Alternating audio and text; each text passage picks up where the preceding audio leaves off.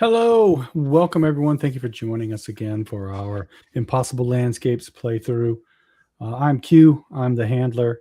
Um, let's do a quick, just remind everybody who the agents are, since we are in the middle of the season and we don't know who might be joining us. So, Minty, if you wouldn't mind giving us a quick overview of who you are and who Agent Gaucher is. Hello, everyone. I'm Thibaut. I have the utmost privilege of playing Agent Gaucher for y'all tonight. Agent Gaucher is a media specialist of PR for the CDC, and they are currently pretty much just going along with this at this point. Why not? What else is going to happen? Sounds good. All right, Tom, tell us about you and Gourmet. Hello, everybody. I am playing Agent Gourmet. He is a former U.S. Marshal. He is a very cold, at times analytical character who is approaching a situation that he may not be able to control, and it's bothering him slightly. So. Okay, and finally, Mouse. Yeah, I'm playing Agent Gribi. She is an ex-KGB agent, nuclear physicist, and regular little Spitfire of the team. She's got pretty much zero to lose at this point, and I think tonight she's just really curious what this group talk's going to be about. All right, which leads us into what happened last time, our quick recap. So last week, the agents escaped from the fire that they had set at Agent Exeter's house, made their way south through Boston and into the Dorchester area to the Dorchester Psychiatric Facility, Dorchester House Psychiatric Facility. And broke in. They disabled the guards out front, managed not to kill anyone, got inside, and promptly found themselves transported into the night floors, or a night floors representation of the Dorchester House. Everything seemed sort of both bigger and more claustrophobic than the actual house. As they were discussing what to do once they got in, they were, spotted by a nurse and realized suddenly that they were in hospital pajamas with none of their equipment, none of their paraphernalia, and ended up on a slightly merry chase, finally getting captured and sent to their rooms, sedated in 2 cases, and just kindly escorted back in Gaucher's case, only to find themselves waking up apparently the next evening, and told it was time for group therapy and led off to the group room. So they are currently in this room that they didn't see when they were first at the Dorchester House. Now, they didn't do a super grand tour. They were a bit paranoid and left fairly quickly. But definitely did not see this room. And being led to the room, not sure how it would have fit into the house plan, the building plans of the original Dorchester House anyway. But it's this medium-sized room, painted a lurid pink, somewhere between Pepto and cotton candy, furnished with these pea green Naugahyde chairs, a lot like furniture you might see from the 60s and 70s. The nice steel frames with the vinyl green. Doesn't really fit. It's very off-putting. The fluorescent lights are flickering and buzzing. It's a quite uncomfortable place. There are 6 other people there, and the doctor, who is going to be presiding over the group therapy, has just walked in, and basically everyone says, "Hey, Dr. Friend," welcome, Dr. Friend, something like that. along these lines. So this is not Dr. Dallin, who they met before. This is some other person. He's shortish, like 5'3" or so.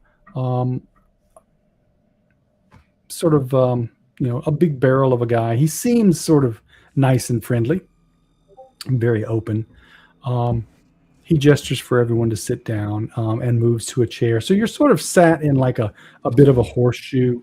You've got, friend at one end, and the rest of you almost, making a circle. But there's like a little bit of gap between the patients and the doctor, as you might expect. So he's sort of the group, but apart from it. You guys are sitting, let's say on like the left-hand side of the horseshoe. There's the three of you and like one more person between you and the doctor, and then there's the rest of the group swinging around the other side. I assume you do sit down. Those are the three empty chairs that are sort of left that you can get to. There were snacks and horrible coffee that I think some of you availed yourself of. So while the doctor's like getting his notes and stuff together, you can kind of look around at the other people. You do notice that on, like almost directly from you, there is a fellow in a wheelchair. Older fellow, maybe, definitely worse for wear, disfigured in a way. He seems very like just worn down, gaunt, and like very hard worn. And like an orderly, was behind him and kind of like pats him on the shoulder and and leaves the room. And as the orderly leaves, he was just there to wheel him in. You hear the door click, locked. So you guys are all locked in. The other people seem fairly normal. There's one woman, a couple down from you, who is just sort of like staring off into space a little bit. She's the only woman in the group. And she's like tilting her head like she's listening to something. You kind of catch as she turns her head, there's like an earbud running down into like a pocket where she may have a transistor radio or an iPod or an iPhone. You don't know, but there seems something going on that she's listening to on the sly. It's in the ear that's like away from the doctor. Other than that, they don't seem very suspicious. They're all wearing the same sort of pajamas that you guys are wearing, and they're just kind of fidgeting and waiting, like biding their time. The doctor gets his act together and starts basically, like asking everyone to introduce themselves. So he reminds everybody what the rules of of group therapy are. So he's like, "Welcome everyone, thank you. Let's just go over the rules again.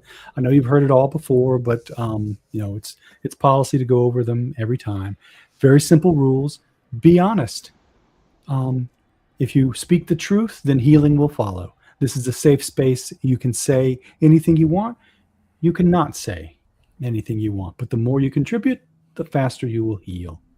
With that, let's all introduce ourselves to each other. And he's like starts on the left, and so you'll get like the first guy who's like sitting just to the left of the guy in the wheelchair. Introduces himself as King Bile, and the doctor kind of goes,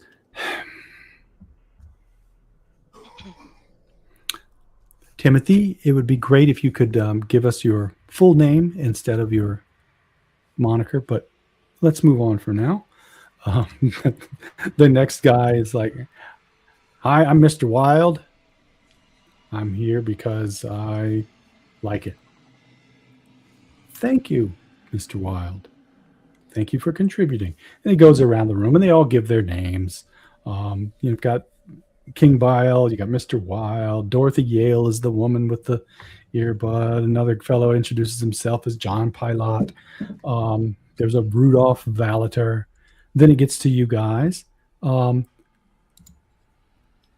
Gaucher, let's say you're sitting there first. When it comes to you, what do you say to introduce yourself? That is a very good question, because right now if they're in the ninth floors, then you don't have to worry too much about covering up the unnatural in the heart of the unnatural. Alternatively, if they're not in the ninth floors, Delta Green rules still apply. So I think after a moment of hesitating, they are going to strike the balance and give their middle name. Hello, I am Rusiv. And see how the doctor reacts. Okay. The doctor says, "Okay, thank you." If that good, and then you, I didn't catch what you said. Yosef? Rusiv. Rusiv. And so thank you. Rusiv. Totally didn't make that up on the fly. Yeah. Rusiv, thank you. Perhaps you'll. That's some progress. Thank you. Next would be Gribi. How do you introduce yourself? Daria. Just Daria. Okay. Mm-hmm. Mm-hmm. Thank you. He nods, makes a note. And how about Gourmet? Takes a sip of the crappy coffee, leans forward and goes, "Power. Max power."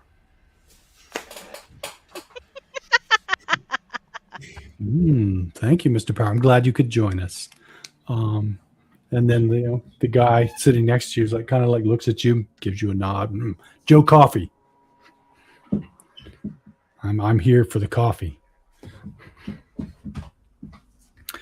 So you go through the little introductions. The doctor makes his notes, and then he starts asking people questions. So he'll like sort of going around the room, picking people and just trying to get them to open up, asking them probing questions. So he says to King Bile, "Do you enjoy doing activities of your own choosing?" And Bile responds, "I don't get to do much of my own choosing. I feel, kind of trapped in life." And he kind of goes into this little 5-minute spiel about, how he feels about the world, what and his place in it. And, you get a little bit out of him. The doctor takes his notes. You learn a little bit about Bile. But just sort of moves around the room that way. Next, he asks Mr. Wild. Let's see. He asks him.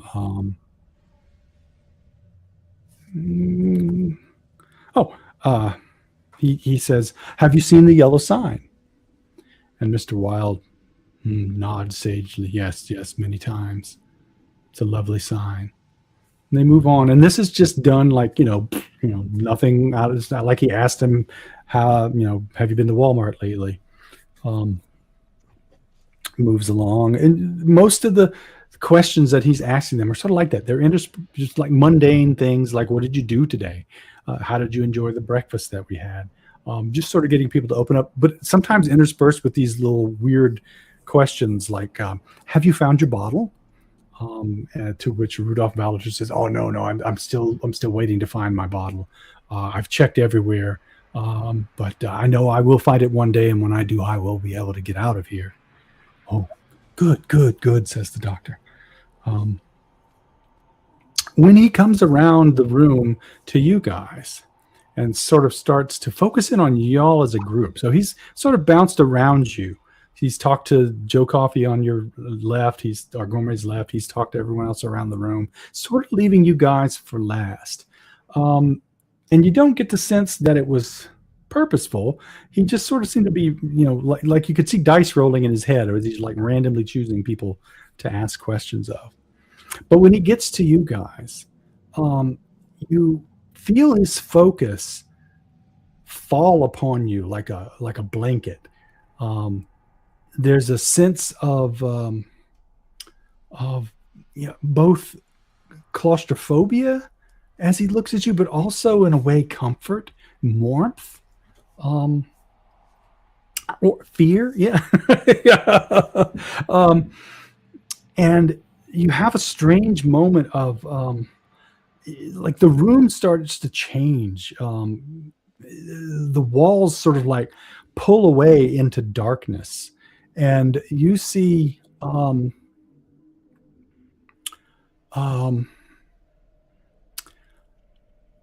like the setting changes into some sort of medieval court. You look around and it's like suddenly you notice there's like these tapestries on the wall, sporting the yellow sign, kind of like, just inside the blackness. You guys are like in a spotlight, and you start to realize it feels like you're in like a royal court room.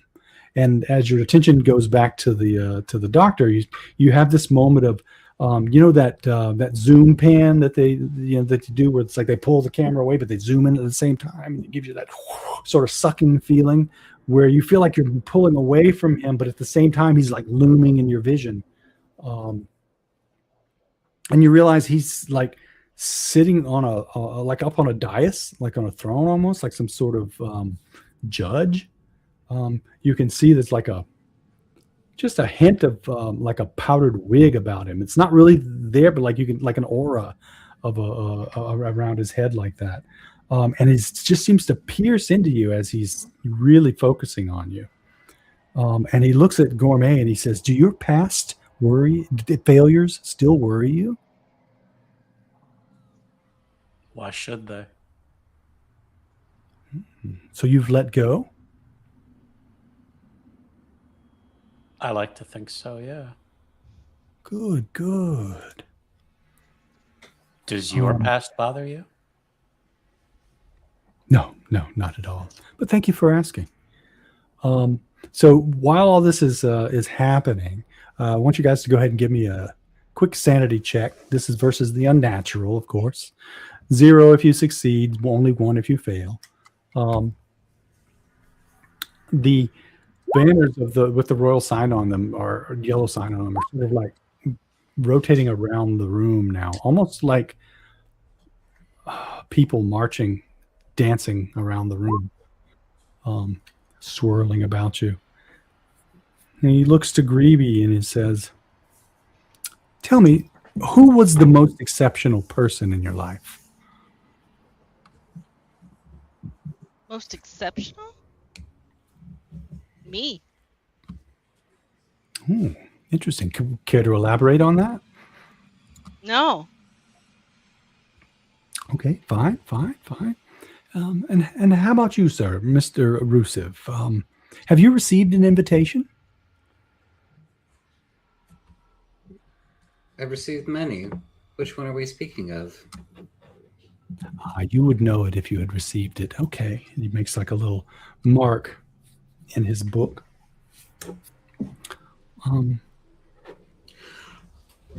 Let me ask you a different question, related, but different. Have you heard that the last king has come?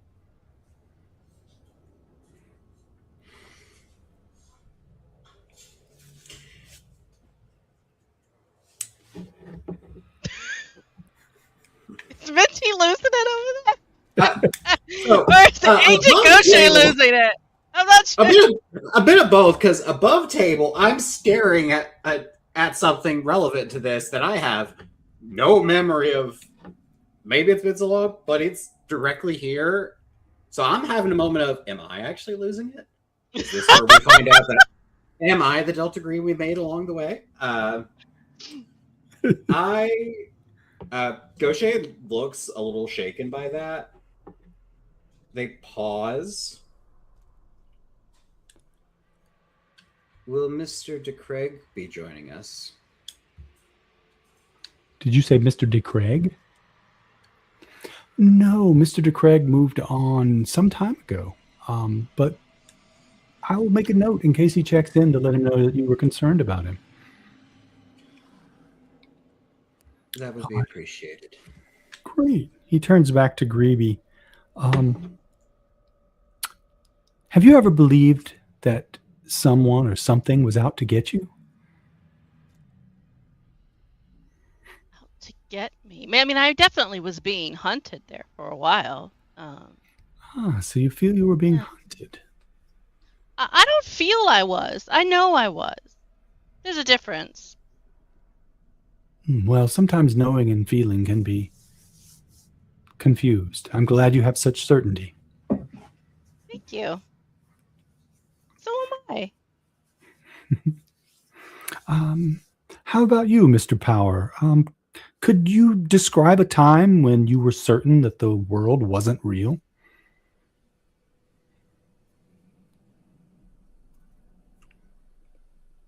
Let me get back to you on that. I see. So you're quite convinced that the world is real then? I didn't say that. Ah, good to know. Good to know. Ah, excellent.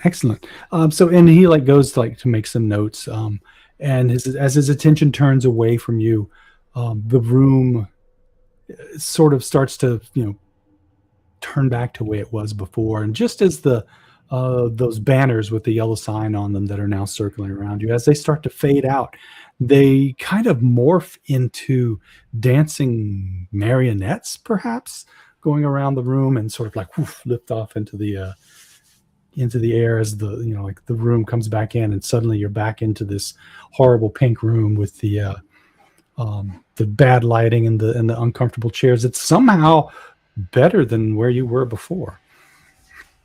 And he turns to the fellow Joe Coffee next to Gourmet and continues with his questioning.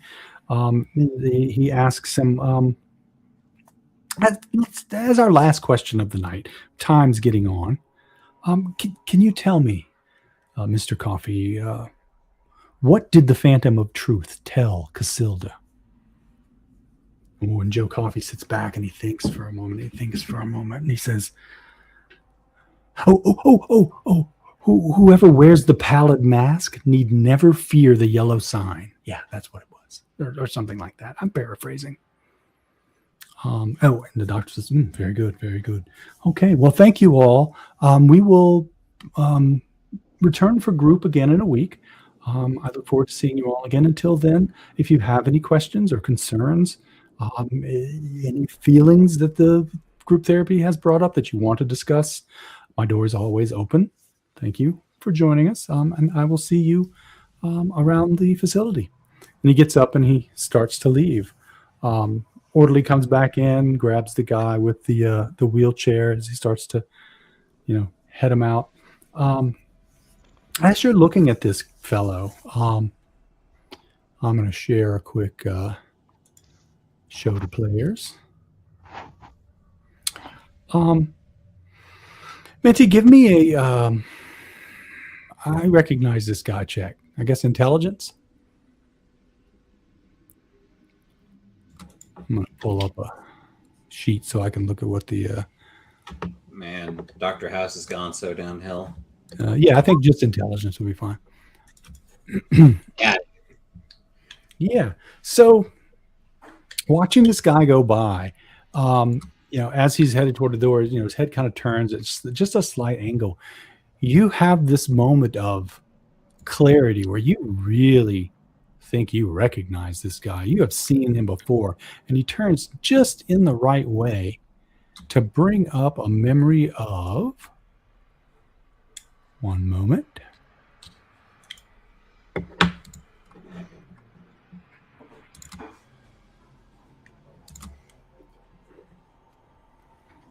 A painting that you once saw. I knew it! I knew they had not come up hardly ever except for one session. I knew it was only a matter of time. And now that you think about it, the guy on the left seems a little bit familiar too. Why don't you make another intelligence check? See if you can spot him. Oh boy, consequences of my actions. I'll Success. just have Sandy ready to go. Yeah.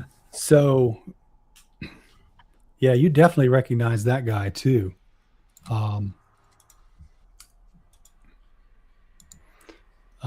When you were here during the day, the fellow in the wheelchair who slipped a note to you and asked you to give it to Gourmet really looks like that guy who's in the the left hand of the picture. It's hard to tell because of the art style and the fact that his face is turned away, but you'd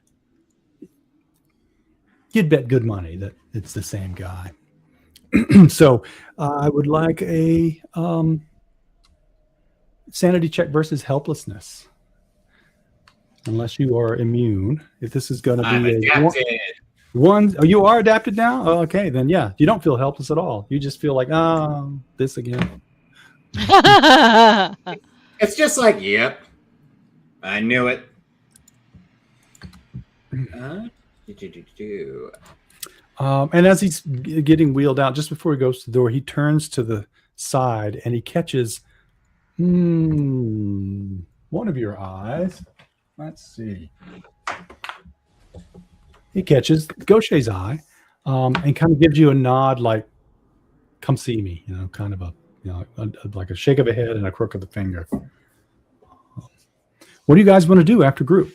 You appear to be free to wander about of your own recognizance. No one is escorting you back to your room. No one is giving you instructions. Everyone else is just sort of filing out and off in different directions. You hear someone muttering about meeting up at the common room later. Seems very low security. Which is the only thing that's probably keeping Gribi from flipping the fuck out right now. The moment that they can, Gaucher is going to try and get Gourmet and Gribi like off to the side. Just not hard, because Gribi has no intention of going anywhere alone. Yeah, so yeah, same. What's to stop us from just walking towards the front door? those same orderlies that put us here? Well, they Oh. are most likely not just orderlies. just Well, say we're yeah, going for a but- walk. Just see how far we can get. At worst, they We- turn us around and send us back. Well, One of us needs to go see that wheelchair fellow. Do you which means remember, we're all gonna go see the wheelchair fellow. Yeah. Let's not separate. Do you remember our first group therapy with the art therapy in that basement room? Mm-hmm. What? We were in group therapy before? The second time we went to therapy together, it was after we went to the opera. What the fuck are you talking about, Gaucher? The first incident. In the basement of the building with certain. Yes. Oh, okay. Oh, I get it. You're speaking in code. All right. You don't know who could be listening. They could have microphones everywhere. Dude, do you think they don't fucking know everything already? This place isn't. There's a bunch of fucking crazy, like not real beings, like running the joint. Like, I mean, come on. It's ironic you mention potentially not real beings because that old man was in one of the paintings. And along with the young man that passed a certain note to a certain someone here. So either they were already here in the night floors, and then the other person that painted the painting saw them here and painted their likenesses from that, or the painter painted them and then somehow they became real.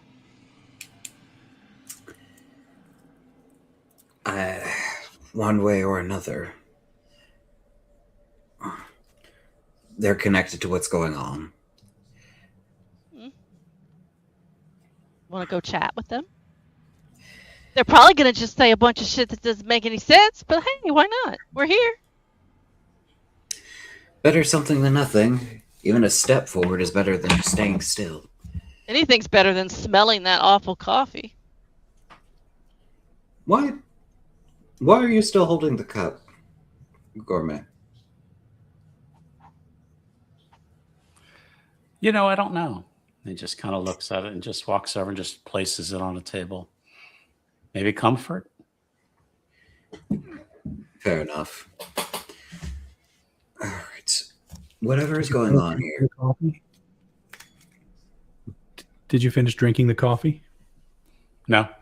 No. Okay.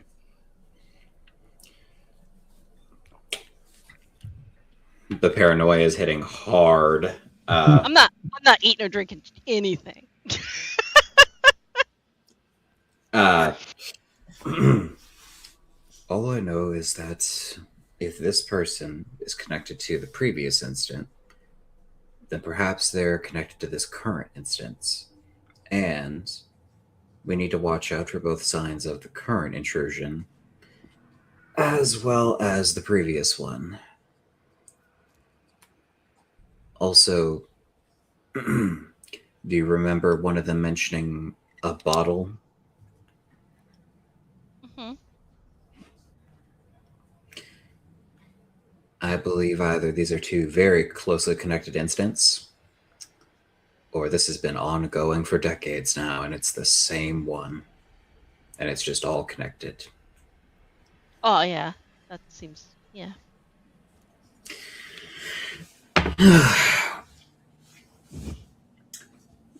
I think I would find it more surprising if it wasn't connected.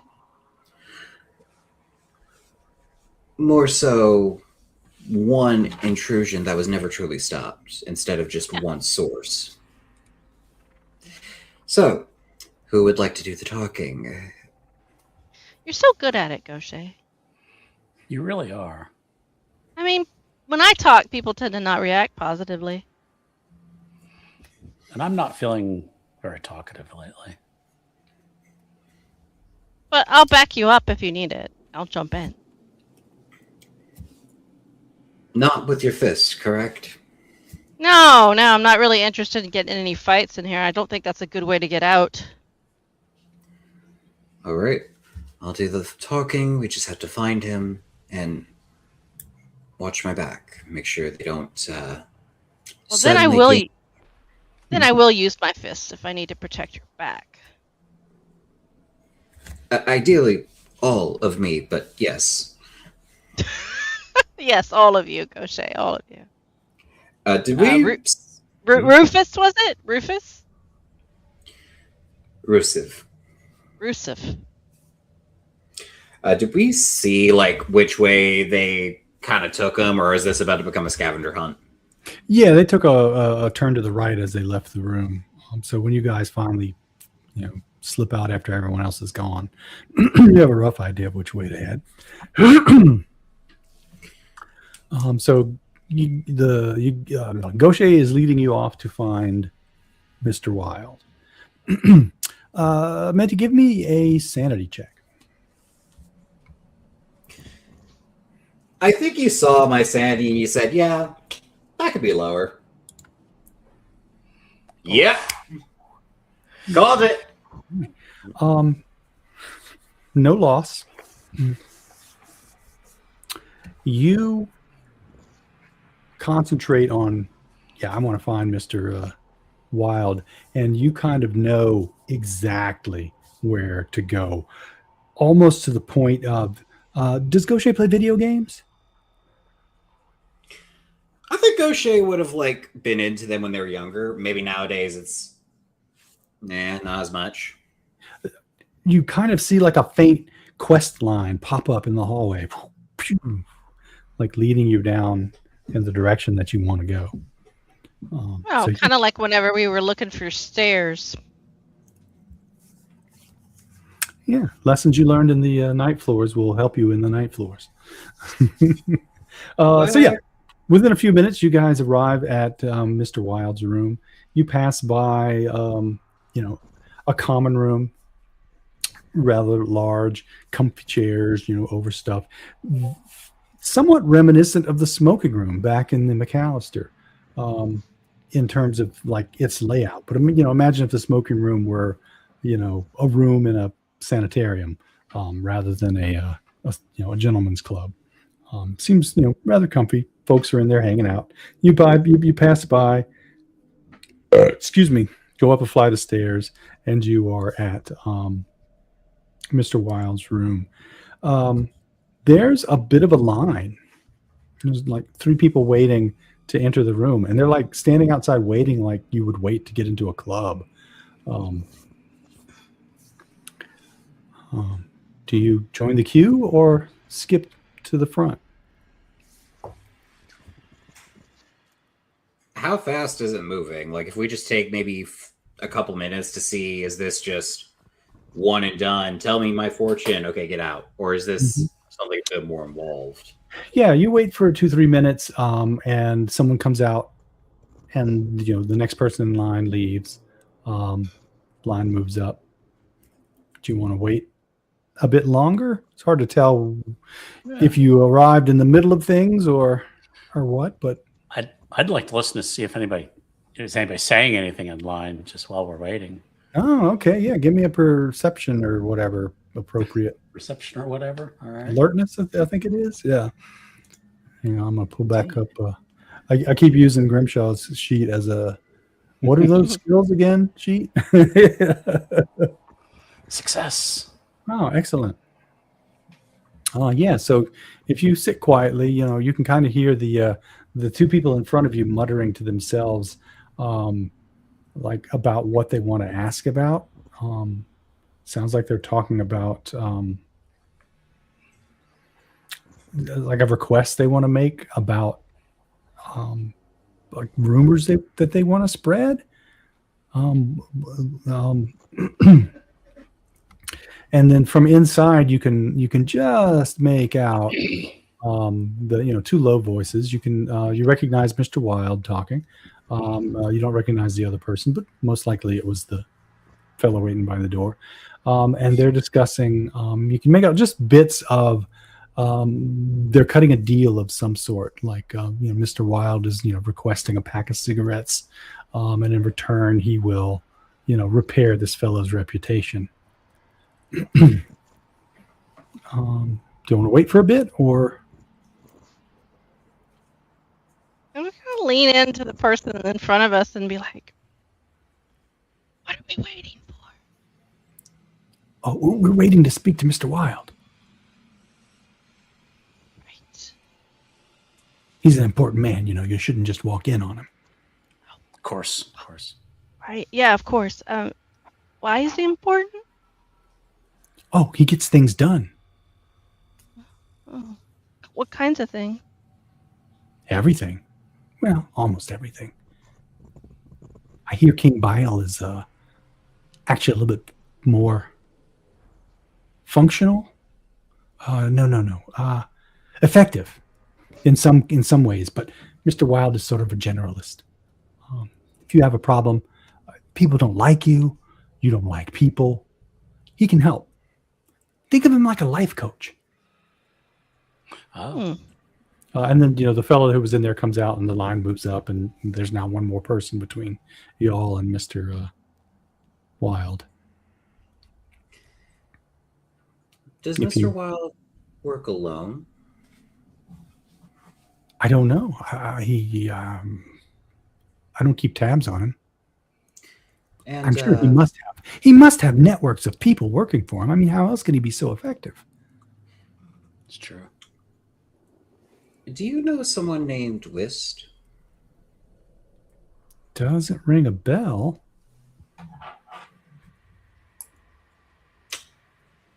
What sort of things are King Bile good for? Good question.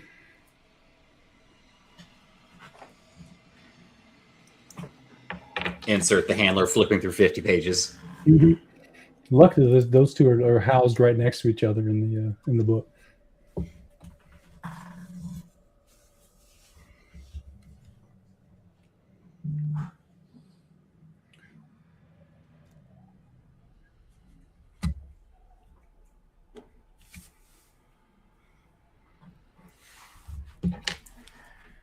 You know, like soundboard with like ominous Right. strings in the background. Yeah. It's said that Bile can see beyond the veil. He knows truths and they can be revealed. And therefore, he can tell you true things to do.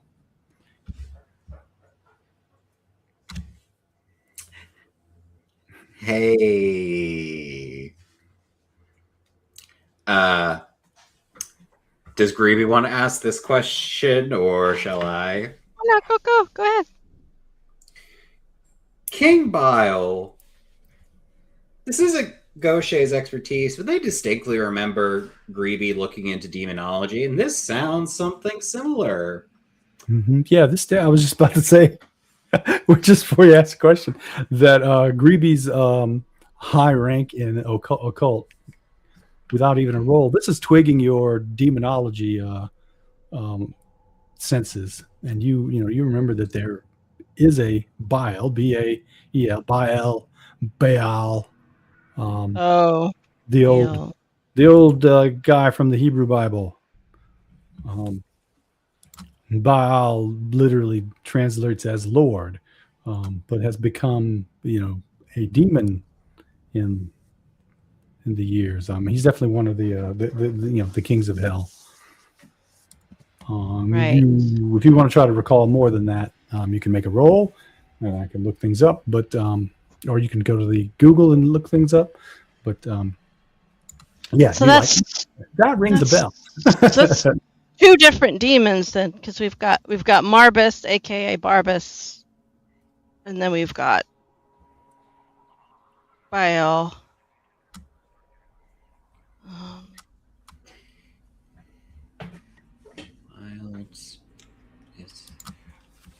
Yeah, Gaucher is just like, And then we also have Person.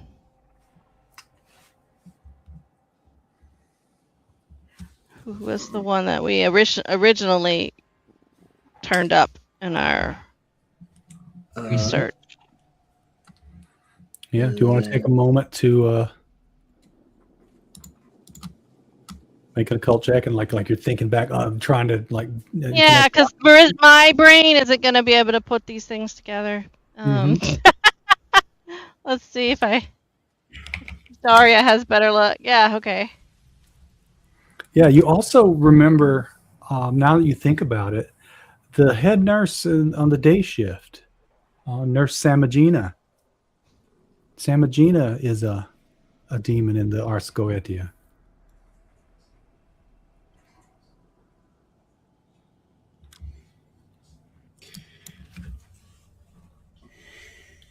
Other than that, you haven't spotted anything else. It didn't quite occur to you at first because it just sounded like a nice Italian name or Spanish name, maybe. So what's with all the demons? Could just be a thing to throw us off.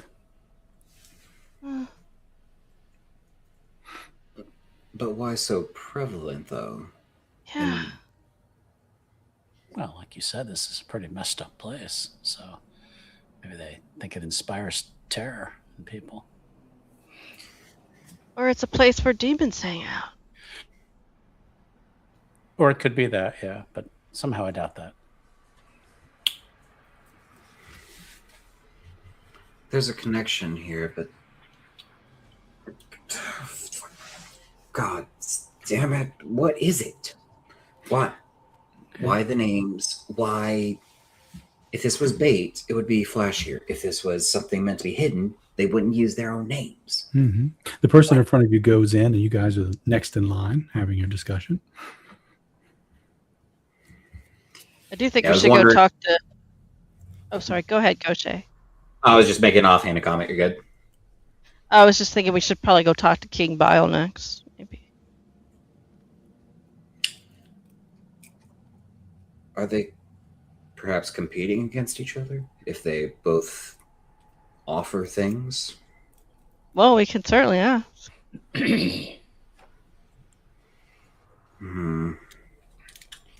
There is the matter of what do we want to ask here. I mean, I suppose how do we get out? It's probably too... I'd considered that. What's in the coffee? What's in the coffee? Toast. Burnt toast and squid guts. Anyway. Demon Alright. piss. Just like Grandma used to make. It's good that we can still laugh even when we're in the crazy house. If you can't laugh when you're in the crazy house, where can you laugh? Literally the crazy house from hell. I think after a moment, Gaucher kind of like tap something, like tap their chin, just think, what if the painting connected him and Whist, the man in the wheelchair on the other side? What if that's the connection? What if somehow Whist back in our world and this man here, if not can see each other, have a way to communicate together?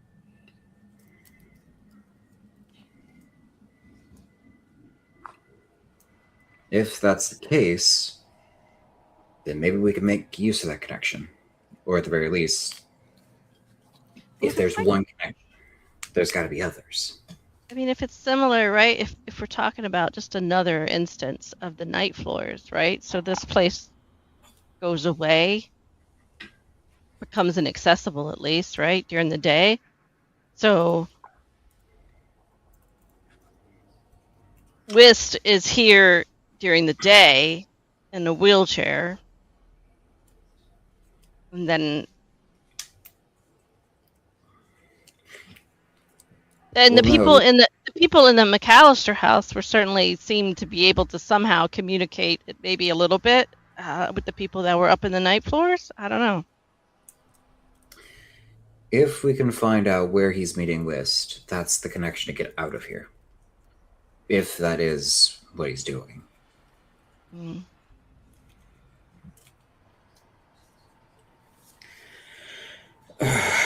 Ask about the coffee first. Why are we obsessed with the coffee? I want to know what gourmet. I want to know what gourmet drank. Just a sip. Man, that might be all it took. It was terrible. Nasty old bean water. All right, about this time, that final person comes out. You are free to go in. You're the next ones in line. Do you wish to enter one at a time or as a group?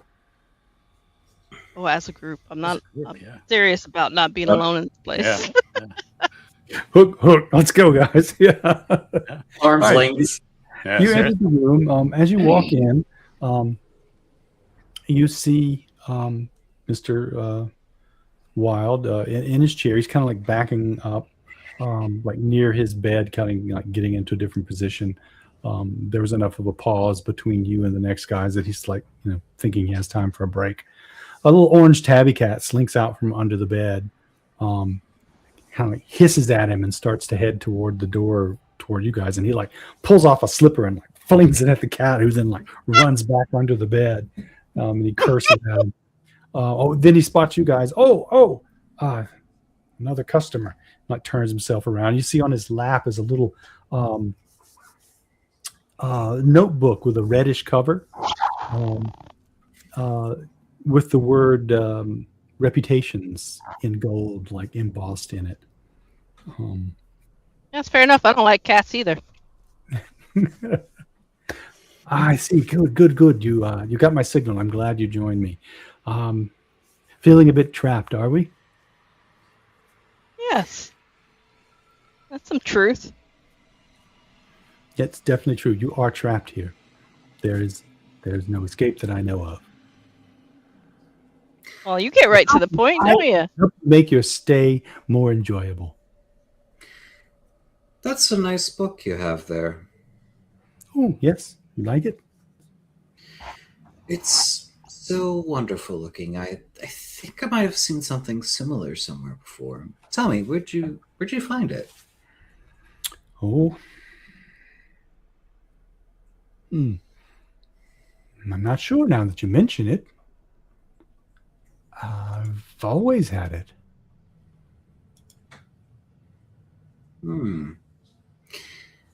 I must have gotten one of the orderlies to pick it up for me somewhere out in the world.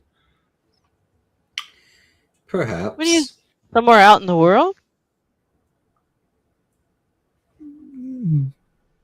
And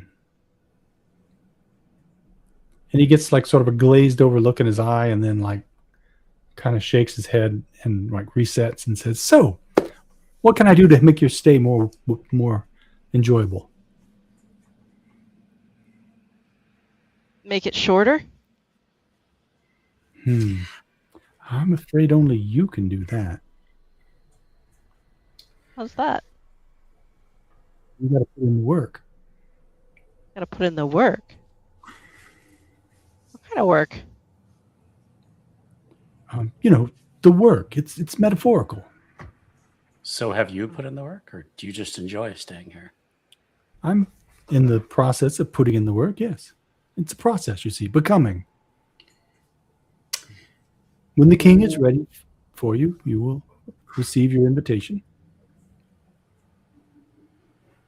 Have you seen the yellow sign? Yes, many times. Do you feel like you're chosen somehow? No. Not worthy, or what? No. I mean, we're all unworthy until we are. Oh, okay. Uh, Sounds like being Catholic. Very similar in my understanding. Yes. When you say the king, do you mean King Bile? No. No, the king in yellow. The king. The one true king. when the king Fire is speaks, a pale reflection of him. when the king speaks, does he only give commands to people he thinks are worthy? Oh, the king never gives commands. He only speaks truth. Does he only speak truth when he's ready for someone to act on it? He's always speaking truth. Every time he speaks, it is profound. He's a divine ruler who's transcended reality. I mean, he calls to certain people, certain families throughout the ages, people, places, times, and he draws them all together under his rule in his kingdom, Carcosa. And every subject of his is seized like a fly in his web and pulled in. And we each just sort of persist here in the in-between, dangling on these threads. Where is But we are Carcosa? inexorably pulled towards him at the center of all things. He is the source. The yellow sign is but his sigil. Where is Carcosa, by the way? Is that kind of south of Jersey City? It exists in all places and all times and nowhere at once. Oh, is it like heaven?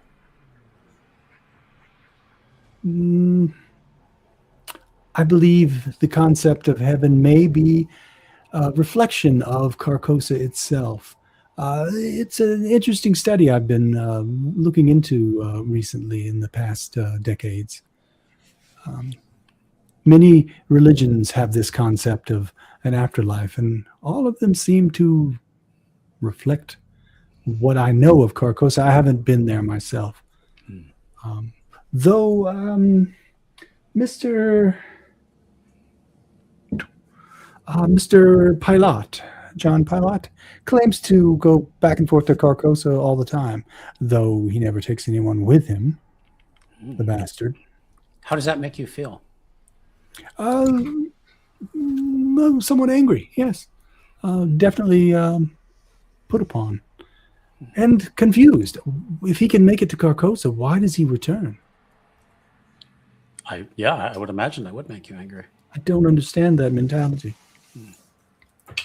But there it is. So until you have put in the work, you will be tangled in the king's web. And Is you will Whist be here in the Dorchester House. tangled in the king's web? Who's that? Whist. I don't know anyone named Whist.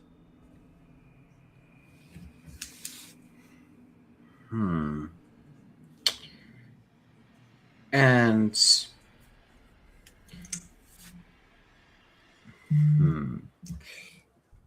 that has actually stumped me for a moment. Feel free to jump in as the player is scrambling.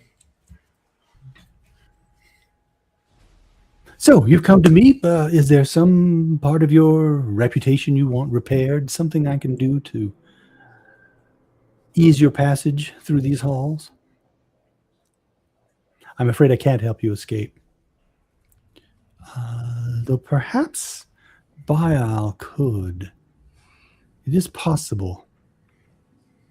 He may know a way out. If by out you mean back to what you call the real world. You don't like the real world very much, do you? Oh, it's only that it's not the real world. Oh, okay. Got it. Like the Matrix? I'm not familiar with that. Isn't that where you have the little boxes and you multiply them together in a weird way? I wasn't very good at maths. Yeah, okay. Yeah, I guess you guys probably don't get movie night here very often. So Oh, we do. I just tend not to okay. follow. I'm not a movie person. Okay. Prefer a good book.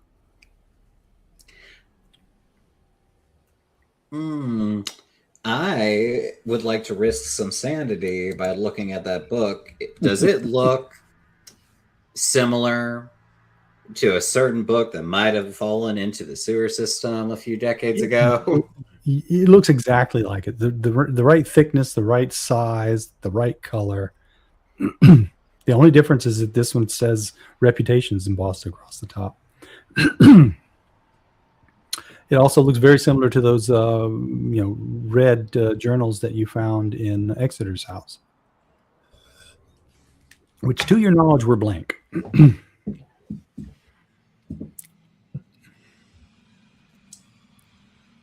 And Exeter had something called the Scribe. It's all coming together. And I hate what that means, potentially. One more question, at least from me. What is the pallid mask? Oh, the king's mask. He wears a white mask. And it protects from his own sigil? No, it hides his majesty. One cannot look upon the face of the king and remain whole. But then, that is the ultimate goal, to look upon the face of the king.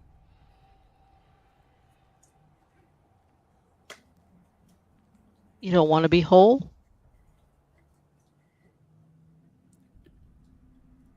To be unmade and become one with the universe is the highest goal.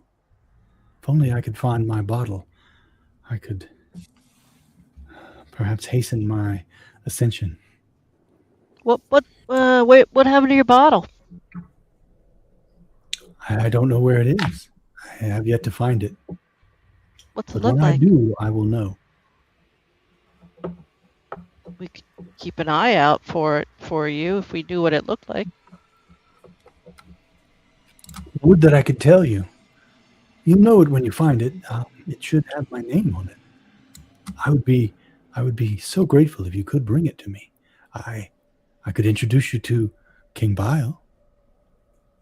In return, put in a good word for you. We need an introduction. The right words in someone's ear can do many things.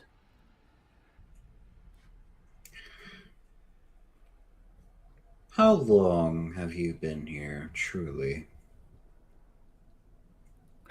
Time has very little meaning in this place. What about names? How about the name Darabandi? Oh, Asa. Yes, he's come through a few times. I've seen him. I've seen him in the bowels of this place. He tends to hang out in the boiler room. Strange place. Seems to both give him comfort and distress. And if I were to just throw out a few other names. London? Lawsett? Carver, perhaps? The memory's not as good as it once was. I could perhaps, for a small price, help you track down this information. What about Abigail? Abigail. That sounds familiar. Right, was it? Yeah. I believe she did pass through here, visiting, not as a patient, mind you. Yes, that does seem correct. What is the difference? Why are some people just passing through but others are patients? I believe it has something to do with your closeness to the king, your connection.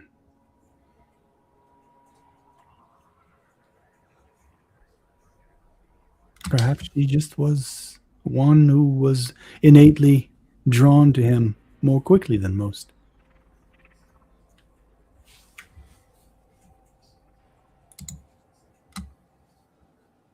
But if you're here in this place now, it means you've been touched by the king.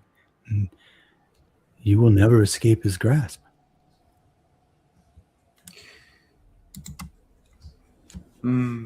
Perhaps not, but what's the point in laying down in a fight? Oh, yes, do struggle. It makes the final revelations all the more sweet.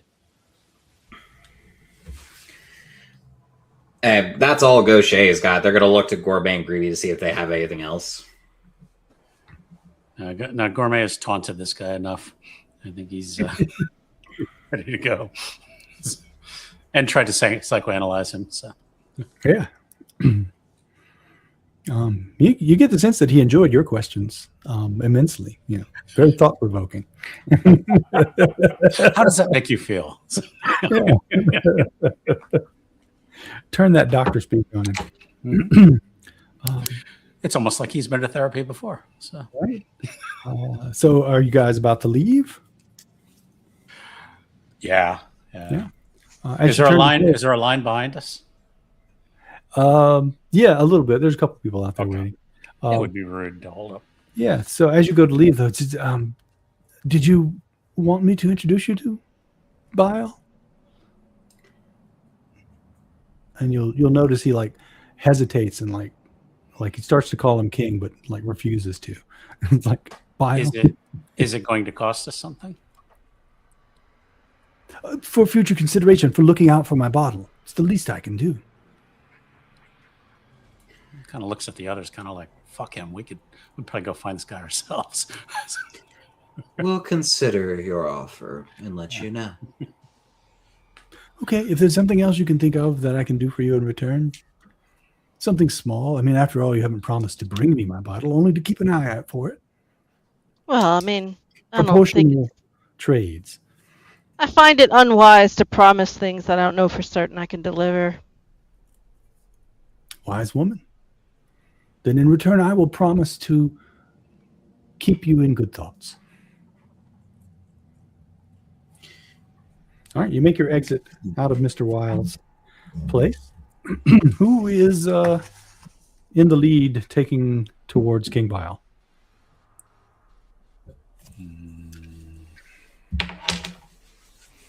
I don't know. I like to imagine all three of us just kind of looking at the other. So, Yeah, like, Who's which way gonna do we go? first? Yeah, you don't. You have no idea at this point. You turned down the one guy who would take you there. I don't like owing anyone anything, especially in a enough, place like yeah. this. This is definitely one of those guys. He's the guy in prison who's like always brokering the cigarette deals. He's the. Yeah. You Yeah, definitely get that sense that he's the facilitator. Don't owe anybody anything if you can help it. All right. So Ask an why don't you orderly. decide that you're going to be the one, and make a sanity check. Assuming you're going straight to King Vile, not just like wandering around and looking at other things. Well, I mean, do we want to go straight to him, or do we want to Explore. Yeah, let's explore a little bit. I'd like to try to wander towards the front door just to see what happens. Okay. Gourmet sets off towards the front door. Give me a sanity check, Gourmet. Okay. For just even thinking about. Well, you better focus on it if it's the thing you really want. Okay. Oh. Yeah, you have a pretty good sense of where like down a couple floors, and then you got like a halfway decent map in your head based on what you saw when you were here during the day and what you've seen so far. So you managed to sort of lead the gang over towards the front door. You eventually exit the little cafeteria that was behind the sort of stairwell landing area that led to the two wings and had the stairs upstairs, and you can see the doors out to the lobby. You walk in, I guess nod to the receptionist behind the desk and walk towards the double doors that lead out to the front. No one says anything to you. The receptionist just gives you a nod. You go up, you push open the doors, and you walk out into the lobby. Okay. And ahead of you is the receptionist, who looks up and nods at you. Okay. Let's keep going. Okay, yeah. So you walk past the receptionist back into the little area in the back, and what? Going for the front door. You turn around, you head for the front door. Yep. Going for that's been the goal the whole time. Front door. So. All right, you go out the front. You open the double doors into the front, and you're into the lobby, and there's a receptionist in front of you. Okay. All right. From this area, can I see anywhere where there's sunlight outside? Yeah, if you look to the left and right of the double doors, there are like some like tall windows, and you can see out into sort of a starry night. It's dark out. You can't quite make out anything in nearby. It's a little bit too dark, but you can see a nice star field. The moon doesn't appear to be out. In the distance, a bright flash kind of catches your eye. Do you want to watch for a while? No, I don't know. Yeah, Gribi, you want to watch for a while, or you're agreeing not to watch for a while? No, I want to watch for a while. All right, then I guess I'm watching. So, we're like, as you look out the window, you occasionally see a few more of these bright flashes, and they look to you like not fireworks, but like munitions explosions. They're down like near the ground, not like up in the sky, and you can kind of see the flashes outline like a silhouette of a city off in the distance. And yeah, as you watch for a while, that's pretty much what you see. Is like there seems to be like some sort of war going on off in the distance. You can't hear any explosions. And I don't get the sense that the blinking lights are trying to transmit any kind of a message, like a Morse code or anything like that. Give me a sanity check.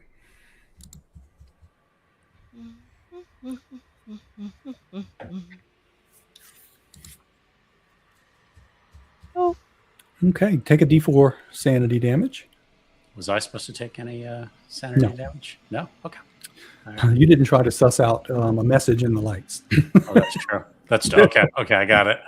All right. And you watch the lights, and you feel like you can not suddenly, but like gradually. Yeah, that's the opposite. Start to hear pop, pop, pop, like you can kind of hear a war going on in the distance, and you feel like you hear someone saying, "Come to me. Join the masquerade. Come to me." You guys see Gribi just sort of like staring out the window, a little drool coming out, Gribi? kind of like, leaning up against the glass. Gribi? Gribi. What? What? Thought we lost you there for a second.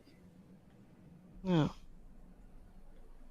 Is there a And point at which your sanity gets so low? I mean, like, what is there like a point, like a thing I need to be watching for? I'm Yes, just curious. You need to be watching for the thing called the breaking point. That's what when you get your breaking point, you suffer a break and you end up with a disorder. Okay, well, I'm 1 point away from that, so that's fun. Yep. So keep an eye on it. Okay. So I guess That it? there is really no outside to go to. Not Do you here, wish at to check least. anywhere else in the building? Oh, don't fret. It's there. We just have to figure out how to get to it. Get to the right one. Got out of the night floors before. We can do it again. All right, let's head back. Okay. Okay. Try to go back the way we came. So So you spend some time walking through the building. You pass a few other windows along the way. None of them open onto a familiar tableau. But what you can see in the distance, you often will see like that same sort of city silhouetted in the distance with the explosions going on. But sometimes the windows just look into another room or another hallway. Sometimes behind the window it's just bricked up. There doesn't seem to be any consistency to it. we've seen this before with the hotel. Yeah. So Yeah, I mean, you go along and you see, other patients kind of wandering in and out. Some faces that you recognize from group, others that you don't recognize at all. It does seem like there's enough people here that there are more patients than would fit in the Dorchester during the day. And they seem to be of many ages. At one point you pass by an orderly or maybe a nurse pushing someone down the hall in a wheelchair, and they just seem like even older than Mr. Wild, just sort of like emaciated and shrunk in on themselves, like like something's keeping them alive too long. You can't even tell their gender. They just have like a little tag on their pajamas that says sunshine. And there's like a shawl on the back of the wheelchair with like a little sun on it. And the nurse is like, "Oh, come on, Sunshine, let's go see if we can get some pudding." And Sunshine, she's kind of like, "Okay, yeah." But they don't say anything. And then they see you guys as they're passing by, and they kind of like light up and like, "Oh," and they start talking to you, but it's just like they're speaking in tongues. You don't recognize what they're saying at all. But it seems like obvious that they're trying to get some information. could we make a roll to try to understand, or is it just there's just no way we're going to understand it? Yeah. Well, there's no point in rolling. It's just Okay. it just seems Okay. like gibberish. Like Okay. speaking like you like occasionally pick out like a Swedish word or a Russian word, or this like they're speaking in all tongues or something. But it's not making any sense. And then the nurse just kind of like, "Shush, shush, leave the good people alone, Sunshine. Come on, let's go to the common room. We'll get you some of that nice tapioca you like." And she kind of, gets Sunshine, off, and once you break eye contact, they kind of like go back into their little, not depressed in an emotional way, but just sort of, Fugue. I can't think of a better word, but yeah, back into their fugue, I guess. Yeah. And they go on down the hall. Yeah. So you wander around for a bit. Do you have a goal in mind? Should we ask somebody where to find King? King Bile. Hey, yeah. Who wants to go talk to a demon?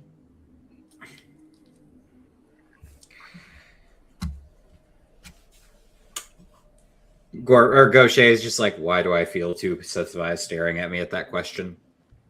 I'm just asking if we should just stop someone, a face we recognize, and just inquire if we could find out where they are. If there's someone important, someone has to know. Yeah. Though it might be best to ask one of the other patients. It seems as if this is more of a patient-driven structure. Right. As you're walking and talking, you do sort of stumble your way into the common room. There's lots of people in there. You recognize a couple of the people from group, and some folks you don't recognize. There's a woman off sitting at a table. Looks like she's doing origami. What's she making? There's a woman sitting next to a radio, and she's got her ear right about it. And it's like, oh, that's the woman with the earbud. And she seems to be talking to the radio. Quietly. What radio? A little, one of those little, like 8-inch single speaker AM/FM radios, like from the 80s. Little antenna up. It's sitting on a table next to her. The woman doing origami kind of like goes like this and shakes out a long paper dragon, attaches a little stick to it. And if you weren't already to help this, you'd be making a roll. But yeah, you recognize this dragon. In case you wanted to talk to her. Let me. Should I go ahead and make that roll? Because the moment Gaucher sees that, it's like, oh. Right. Well, you said you finally got resistant to helplessness, right? You got your 3 mark. Yeah, so you're good. No need to make a roll. That's what this would be. It's just the unnatural stuff that'll get us now, right? Yeah. That and violence. And violence. You haven't had a lot of violence. No, I'm a nerd to that too. Listen, unknowable horrors past my comprehension that make me feel as if I'm just a speck of dust in this cosmos. Fine. If I see someone get shot, though, it's game over. That's right. Oh God, the horror. Gaucher will look to the other two and kind of see where they're feeling. They're really wanting and also not wanting to talk to the person with the paper dragon that kicked all of this shit off. No. The radio lady looks like she's probably going to be busy. I get the feeling she's not going to want to be interrupted. Who else do we got? Or origami lady. Yeah, but that's the lady with the dragon. So. Oh, I thought that was 2 different people. I thought they were this. I thought the origami was a dragon. Yeah, just. Yeah, the origami lady's making a big paper dragon. Yeah. Putting it onto a stick, and then there's the lady with the radio. And you do see John Pilot from from the group. He's over in the corner. John because Wild mentioned him. So he's a person who comes and goes to Carcosa. Yeah. Wand. I guess I'll lead the way. Go over and say, John. John, was it? Yeah. Hi. Max, right? I am Max Power. These are my friends. You play canasta? I got double deck. I never have. I can teach you. Look at the other. I'm not much of a game player, but do you guys want to sit in for a hand? Do either one of us know Lincoln us? Are we too young to know what this game is?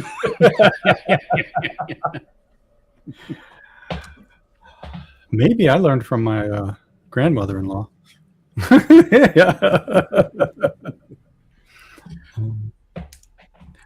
You can say yes, and he'll sweep aside the solitaire deck and pull out his canasta deck and start explaining the rules, or you can say no and he'll continue playing solitaire.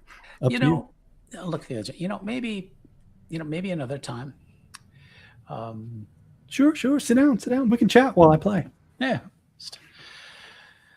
Just passes the time. I'm not that invested in it. You have anywhere you got to be? No. Do they ever allow like day trips here to, go out and do things? Day trips. Yeah. Field trips. Field trips. Yeah, that's the word I guess I'm looking for. Oh, no. Definitely no field trips. Is there a garden or anything like that we can go out inside and get some fresh air?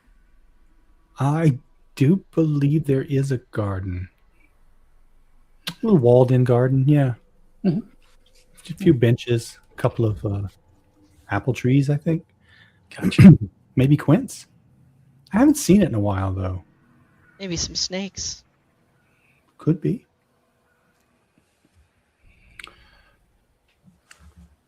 So say there was a gentleman who was there this morning. This morning. This afternoon, excuse me. Time. You just seem to lose all track of time in this place. You mean earlier this evening in group? Yeah. That's what I'm thinking of. Yeah. King something. What was his Yeah. King Bile. Yeah. Timmy. It's an interesting character. Little Timmy Bile. Yeah. Yeah, Oh, he's all right. Yeah.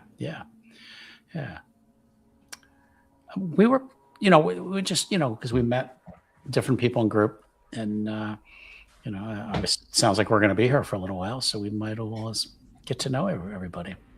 Yeah. I mean, you wait long enough, everybody comes through the common room. He'll be here at some point, I'm sure. Or when we see him in group again. Yeah, that's what, tomorrow. Yeah, that sounds right. Is there TV on or anything like that, or? There's a TV in the corner, but it's dead. Of course. There's a big crack across it. It looks like it's an old cathode ray jobby. One of the early flat screen cathode rays, and it looks like something got thrown at it. And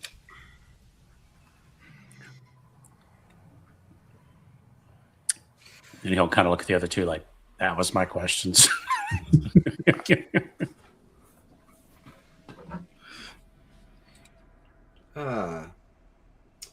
With a name like John Pilot, before you got here, what did you do? What was that? You're breaking up a bit. I'm sorry. With a name like John Pilot, what did you do before you got here? Oh, that was a while back. Yeah, I was a short order cook. Worked at this little diner. Oh, well. Here I was hoping for the irony of you being an actual pilot, but... Oh, no, not P-I-L-O-T. P-A-I-L-O-T-T-E. Pilot. Ah. I think it's French. Maybe Canadian. I don't know. Never really looked into it. I never got into that ancestry stuff. Wait a The moment. only real connections are your connections with the king.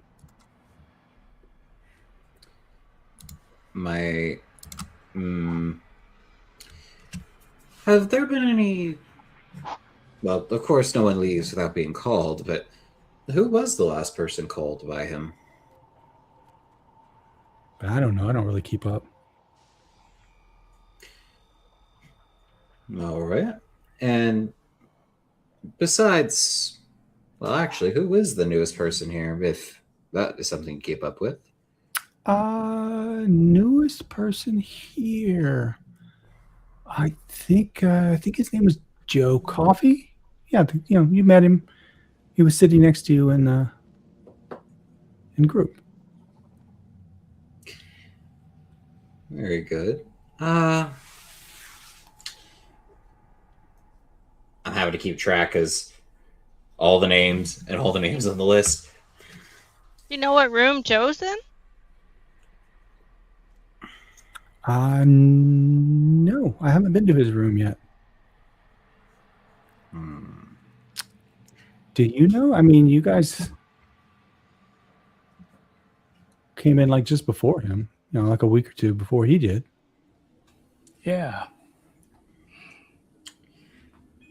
Right? Has it been a week already?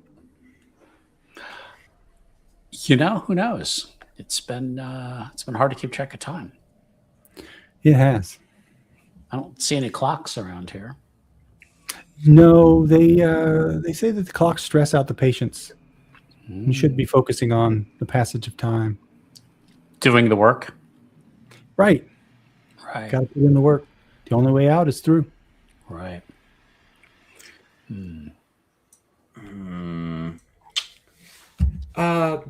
you ever get the chance to meet Abigail? Name doesn't ring a bell. Was she a patient here? A visitor. Oh, yeah. I don't see the visitors too much. Nobody comes to see me. What about Dr. Dallin? Who's that? He also works here. Wait. Wasn't there a... Yeah, didn't Friend have an assistant at one point? Maybe. I don't know. I think maybe that sounds familiar, but I don't think I've ever met him. Where would Dr. Friend's office be? Still getting used to the layout. 3rd floor, top of the administrative wing.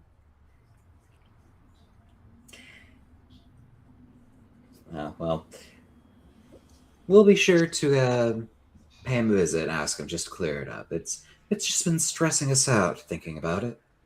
Oh, I'm sorry to hear you're stressed. What do you guys like to do for fun? Oh, I like to cook. Oh, are you any good? I like to think so. Maybe we can get you in the kitchen sometime. The roast beef here is horrible. Coffee wasn't very good either. Don't drink the coffee. It's even bad when it's fresh. Yeah. Tea's not so bad. It's hard to mess up tea. Is there a gym, exercise room, or anything in here? I like to work out. Yeah, there isn't one. I don't usually use it. I like to take walks out into the city. The city that's just, was that like right next door, or? Yeah, I guess it's next door. I just What do you walk mean, and I get there. Carcosa, yeah. Yeah, okay. Love the little place. You have to be careful.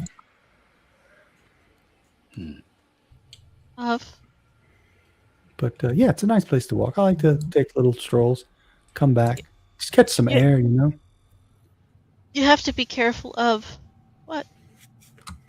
Oh, other people in the city, soldiers, things like that. Soldiers. Is there a war going? Really, it's a war on, Why is there a war in Carcosa? Why is there ever war? People. Who are they? Who are they fighting? Other soldiers? I don't know. I stay out of it. Well, I suppose that's just the way to go about it, isn't it? Is it a war with heaven? How would you go to war with heaven? Angels. Demons. Oh. Long. He kind of like leads to Gaucher. She really does belong here. Don't worry, she means very well. Yes, angels and demons, dear. They can't get into the rooms at night. Well, and Gaucher's kind of looking to see if the other two have any questions. So you can just go for a walk into the city anytime you like, or? I can. No one's ever stopped me. So you just walk out the door? Yeah. Okay. Do you ever take anyone with you, or do you always just go by yourself? No, it's always just me. I tried to take someone once, but I turned around and they were gone. Oh. Do you remember who that was? Who was that? That was...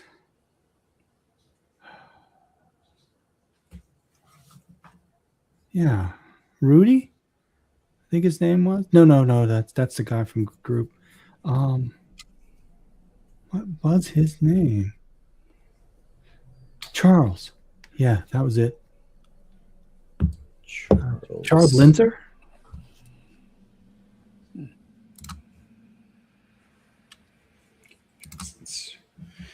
Every time a name pops up, I'm pulling out like 5 different handouts going, it's gonna be in here. The dots will connect. I will make this a circle. You know, let me ask one more question to you. Yeah. Staff, are they always here, or do they leave? Seem to be always here. Certainly Mr. Ed's always here. Who's Mr. Ed? Oh, you can't miss him. Big guy, head nurse. Oh, yeah, I do believe we are acquainted. Okay. Yeah, he likes to greet everyone who comes in. Yeah, he does. He does. Greet. He's very hands-on. Okay. I was just curious. I wasn't sure if there was different staff. You know, sometimes people work different shifts. So they're always here, basically, is what you're saying. Oh, yeah. Hmm, I think okay. so. I mean, I never see them all in the same room at once. Sure. Oh, sure. Could be. They're- Maybe I've never seen them in Carcosa either, so. I wonder if they get to go to Carcosa. I mean, anybody should be able to go. I mean, like shopping trip, you know. Just go. Well, all the stores are closed, the war. That's true. Yeah, I was going to say, I guess you just can't go out for, dim sum or something in Carcosa. Right. So, okay. Yeah. I'm feeling a little tired. I think I'm going to go back to my room, if you guys don't mind. Sorry. Oh, no, of course. Nice to meet you. Please. Nice to meet you. Sorry to ask you a million questions. We're new and just don't understand. Yeah, sure, no problem. I mean, you're not that new. He kind of like shakes his head and wanders off. Ooh. Have we been here before?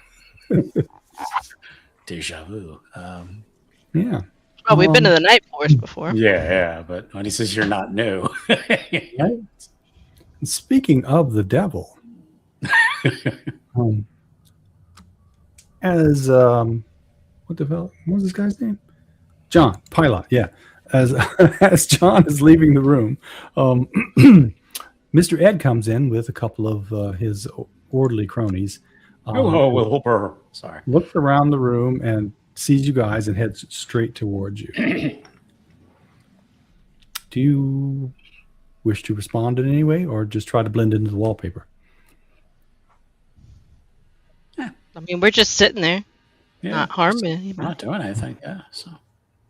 Okay. So he'll come up, tap Gribi on the shoulder, and say, Dr. Friend would like to see you now. You would follow me? Sure. Okay. And Gourmet will stand up as well. No. She also stands up. No. We'd like to go with her if you don't mind. I do. Just her. You guys enjoy your solitaire game. She'll be back later. There's no intimidation in this game. Right. Come on, Miss Grigorievna. I can remember that right. Is there anything I can do like an intimidation? I mean, you could try. Yeah. I mean, like, what would I roll? Persuasion? Oh, what would you roll? Human probably to do because you're focusing on like human interaction. Yeah. I don't want to just let her go. So. Okay. Mm-hmm. Yeah. So he pauses for a second, but then he just kind of like doubles down, and it's like, no, just her. You will get your turn when it's your turn. All right. He just kind of gives Gribi a shrug. Well, it was nice knowing the two of you. Okay. So, not going to resort to violence. Good. I would like to try something. I would like to resort to violence. Just pull up with the steel chair and say, "We're not going for round 2."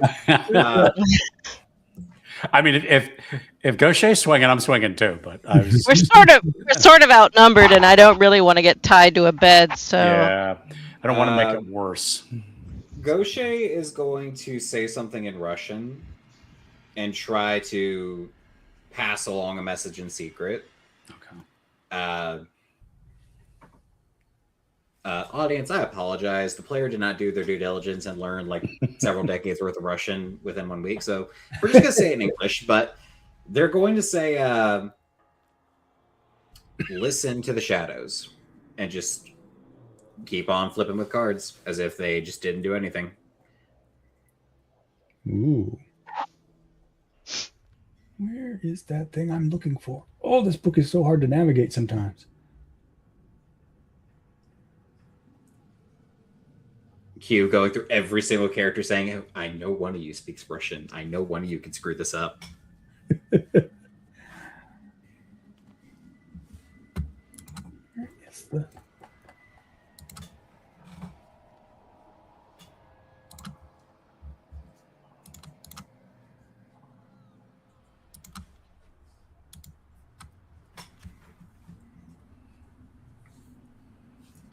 Screw it. I'll do it from memory.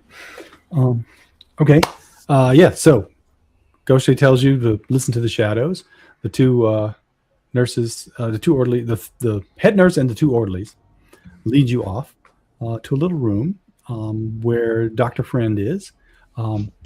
They kind of, they like keep one hand on your shoulder as they go into the room and kind of like guide you in, because when you go in, there is a surgical bed. One of those that's like, that almost like a dentist chair, but it's like a bed, so it has like a little bit of support for the back that can raise up and stuff, with the straps and stuff. And they like guide you toward the bed, and ask you to get onto it. No. Oh, no. Oh, no. Yeah, she's not going to get on that bed, not willingly. So, Okay. She's going to bolt. Right. Yeah.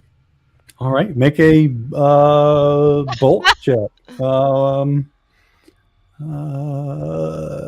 Athletics? Yeah, athletics.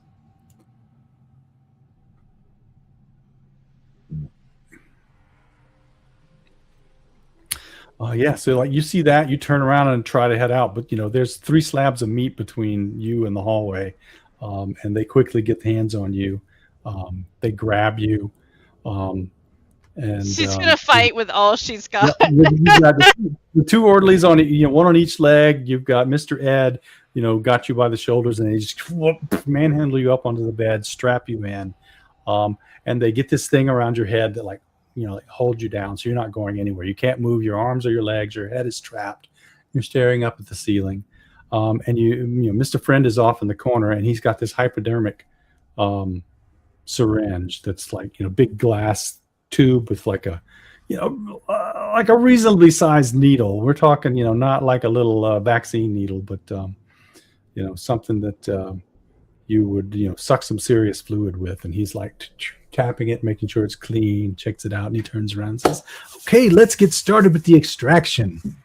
And he comes over to you, and he takes your left eye and he opens it up, and he inserts the needle right into that little spot where the tear duct is, and goes in past your eyeball. And it feels, this is a needle like this, and it feels like it's like going right into your brain.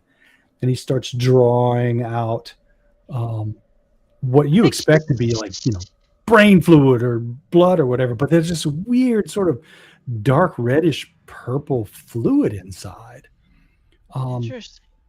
And I think she's tapping into all of the like torture training that she would have gotten, like in her KGB Mm-hmm. training, and is just sort of like gone to like her happy place.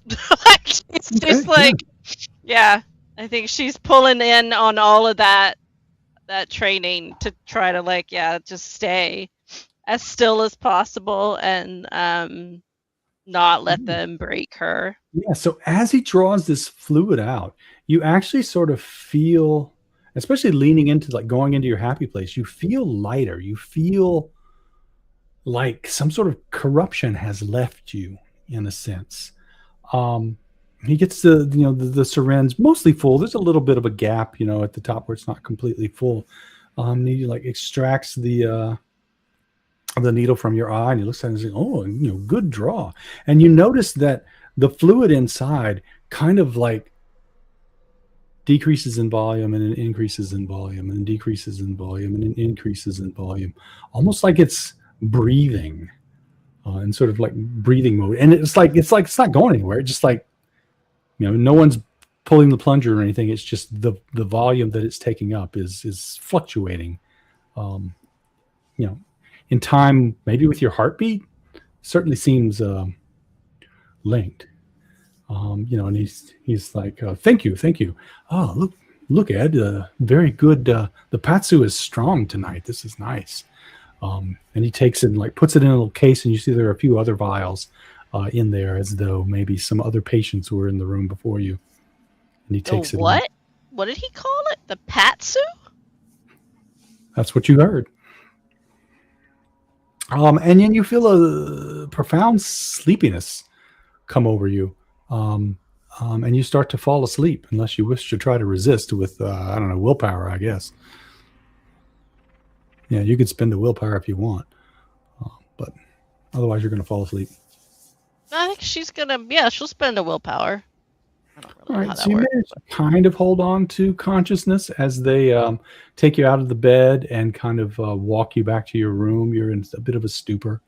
At least you assume it's your room. They walk you into a room. They get you into bed. They tuck you in nicely, and they tell you to have a good evening, and then they leave. After which you'll probably fall asleep. Gourmet and Gaucher, you're back in the common room. Gribi has just left a few seconds ago. What do you wish to do, if anything? Fuck. I should have just hit one of those guys. I realized I was muted. Apologies. The moment they're out of sight, Gaucher is like gesturing for Gourmet to follow, like quietly. Yeah. Okay. Are they taking her to the third floor or to a different area? Yeah, a different area. They don't go. I mean, it might be on the third floor. Gaucher's going to try and find the doctor's office while he's distracted. Yeah, sure. It's on the third floor. Okay, yeah. Well, Yeah, sure. don't make it not be for nothing, boys. Yeah, it's not like near the doctor's office. That's what you're getting at. Yeah, let's go. All right. Yeah. So you guys can sneak up to the doctor's office. Stealth up. There are people wandering around, other patients, other nurses and stuff, but it seems like everybody's just sort of like allowed to wander around. The doctor's office is locked, but the lock seems like a pretty, perfunctory, cheap lock. You think, especially Gourmet, you're massive enough. If you just throw your shoulder in hard enough, it probably would just pop. Because it's one of those doors. It's like kind of fancy. It's like a little bit of glass, and it's probably got enough flex in it that you can just Okay. So job is it. it just the athletics or strength? Strength. Strength. All right. Before that happens, oh no. Well, Yeah. So as he's going, I can do this. He gets that shoulder in there, and you hear, a little bit of a crack, and it just pops right open. And he manages to, catch it and not like knock the door off its hinges or anything. You're in. What was Gaucher? Turn around like, I'm sorry, you were saying? that was a little more subtle than I anticipated. I was going to say I could be a distraction, but it seems we may not need one. All right. You're in the office.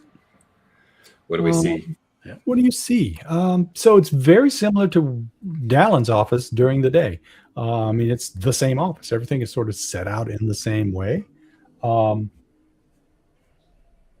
thing you do notice, though, is the bookcase. As you walk in, so you may remember that if you stood behind Dallin's desk and looked toward the bookcase, the spines all sort of like lined up to make the yellow sign. Mm-hmm. As you walk into the room with your eye on the bookcase, you notice that a similar effect happens, but instead of the books lining up to like make the yellow sign, they line up in such a way that from a particular angle, it looks like there's a doorway or a door in a doorway right there in the middle of the bookcases, like as though there were two bookcases flanking a door. Go up, and it looks at Gaucher like, should we push it? Take a peek, but nothing more. We're not leaving without her. Yeah, that's the other thing. He's going to look back at the desk. Is there any like letter openers or scissors or anything we can grab? Anything like that looks like it might be in the locked drawers. Shit. He does have a couple of drawers and probably, adheres to certain safety standards in a place like this. Of course. So, the best you might get is like a stapler or a paperweight, but nothing sharp or cutty. Swing line justice. No. Yeah. Yeah, he's going to go up and see if he can just like touch the books for the doorway or whatever. Yeah. So if you, when you first go up, you you step to the side and like the image goes away and then it's just like a bookcase. Mm-hmm. But if you walk straight towards it, from that particular angle, you can walk up and put your hand right on a doorknob and open the door.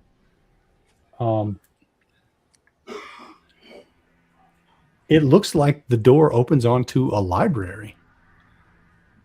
There are rows and rows of bookcases, and occasional little like tables with the little green banker's lamps on them.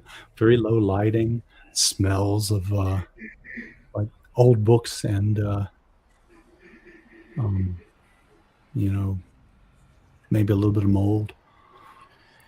The player thinks they should just turn around and not go any further because he wants to stay and see if they can get Gribi. The character, though, is intrigued. Mm-hmm. So, and it seems to extend like farther than you would expect for. He just wants to just stick his head in and look around. He's afraid to go through that doorway, though. Yeah, no, definitely a library of some sort, like an older library, very sumptuous. Looks back at Gaucher like description no. here. Shouldn't do it. No. Yeah, the nice mahogany bookshelves, well made. Like columns wooden columns that sort of support like a vast room. Close the door. Step back. Close the door. Okay. No, we can't get separated. We got to be able to find Gribi. Yeah.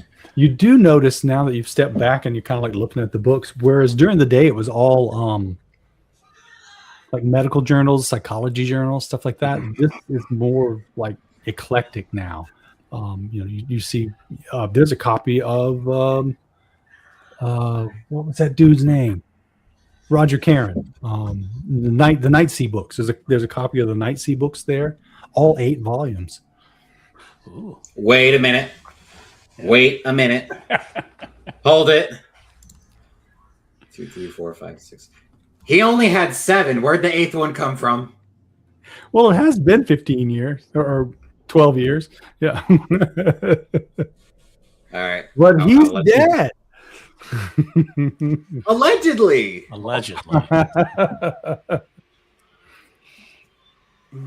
Good on you for remembering there were 7 volumes. I have to do it. Maybe he had a ghostwriter.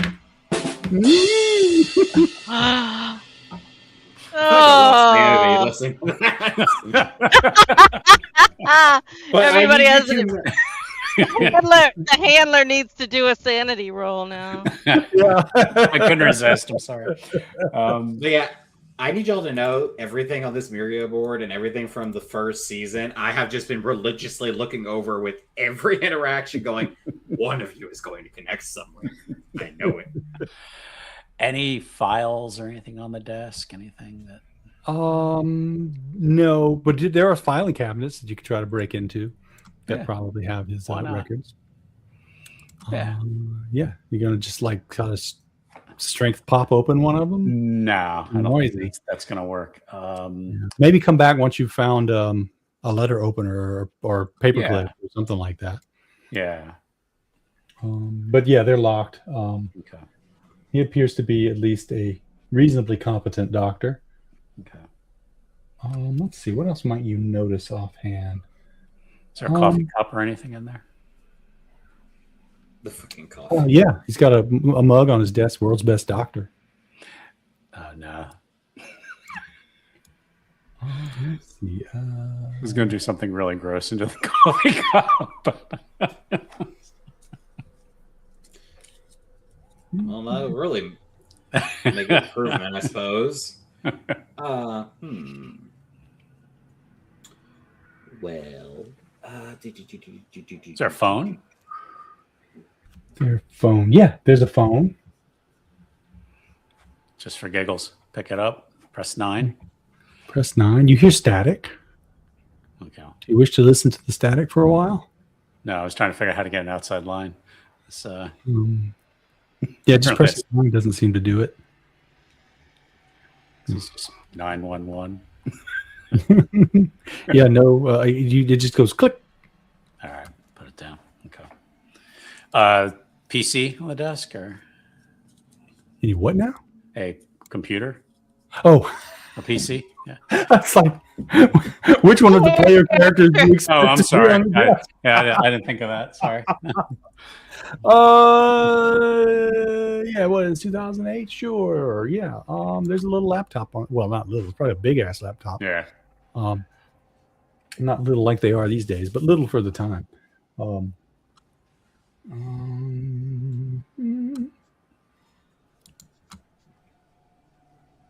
And I have like no hacking. Give me an alertness check.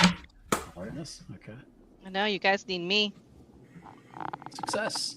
Yeah. All right. Yeah. So Gourmet, while you're looking at the desk, you remember the rock collection that was over in the corner? Mm-hmm. You swear out the corner of your eye, it looks like it sort of like shuffled to the side. He's gonna go look back at the rock collection. And it's just sitting there. It's a cabinet. Sort of like a low cabinet, kind of comes up to like chest height, four-leg, nice mahogany. There's like a glass top that you could lift up, but it's just got his rock collection in it. Look back down to the computer. Okay. There you go. Yeah. It's password locked. Good luck trying to guess that. Carcosa. Ooh. Okay, you're in. I like that. Yeah. All right, what do we got? You've got folders and folders full of patient files.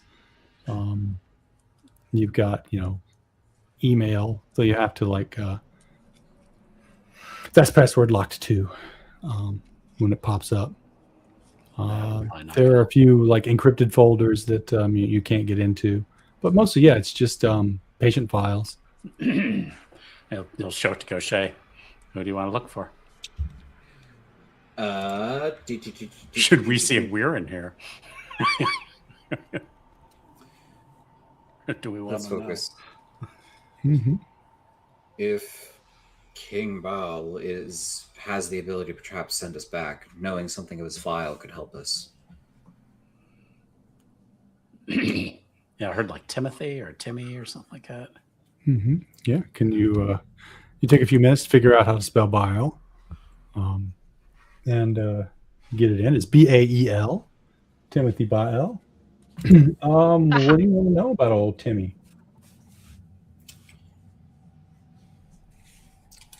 Diagnosis first to see what are we dealing with. Yeah. What are we dealing with? I don't know. There's a bunch of medical psychobabble speech that you don't really understand. Hold it. I work with CDC. I would like to give it a shot. Yep. Unless this is psychotherapy specific, in which case I don't know if 10% can hack it. Yeah, I mean, you can give it a shot. Just go off I'm not Latin going to make roots. anything up, but yeah, then you can make something up if you succeed. Would you like medicine or psychotherapy? Psychotherapy. What's the worst that could happen? Okay. That's the worst that could happen. Oh boy. Oh, Oh my god! As you said, what's the worst? Yeah, so you are entranced with this file and trying to figure out what it is that is, what's the deal with this bile guy? Gourmet's trying to get your attention, and it's like, come on, we should probably get out of here. But you're just like, no, just a couple more minutes. And you're like sucked in. You hear someone coming, and there's like a hand on the door. It's like, what the door looks closed or looks open. And they like try to pull the door closed and get it to latch, but it won't latch. So, someone's at the door. What do you do? Can I get a rock from that collection? You can try. The lid is locked. Do you want to break it? Sure. Okay, so punch it, hit it with the coffee mug. Yeah, do the elbow. Try to just smash my elbow through it. Okay. Give me just a sec.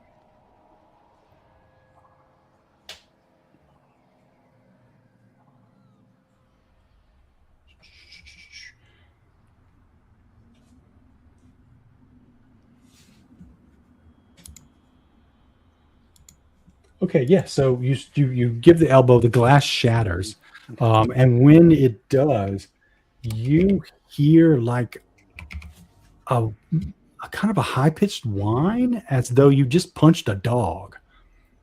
And the glass shards there's like blood on them, and you like check your elbow, but you're not cut. Mm-hmm. The case seems to be bleeding. Ah, Give me a sanity check. sure. 0/1d4. This is unnatural, by the way. All right. So 1d4. Get back there.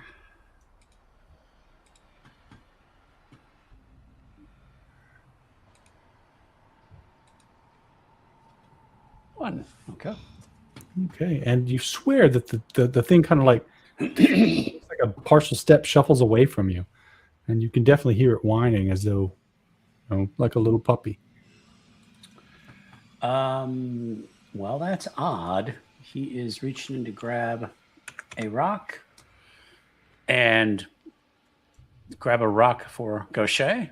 Something All right, good so you to reach in, you grab one of the rocks, and it feels sort of warm and maybe like squishy, like more like a big wart than a rock, and you can't lift it.